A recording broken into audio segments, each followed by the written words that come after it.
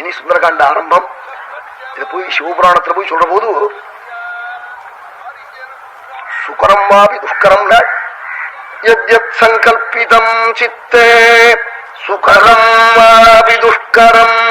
எதது மனசுல சங்கல்பம் பண்றானோ தர்மத்துக்கு விரோதம் இல்லாமல் அது நடக்கக்கூடியதோ நடக்கக்கூடாதோ நிச்சயம் ஹனுமத் பிரசாதத்தால அது நடந்தே திரும்புகிறாள்.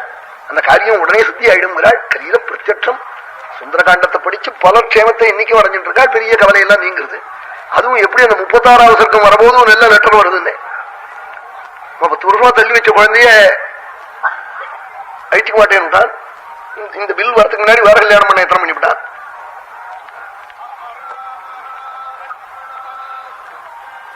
வருத்தப்பட்டாள். சுந்தரகாண்டத்தை படிங்கோ, குழந்தைக்கு சம்ஸ்கிருதம் தெரியுமான்னு கட்டும் தெரியும்னாள். படிச்சாள். எத்தனை நாள்ல தெரியும்னு அந்த குழந்தை காட்டாள். கண்ணு கண்ணீருமா 36வது சர்க்கம் வரும்போதே தெரியும்மா சுவாமி தியானம் பண்ணிட்டு படி.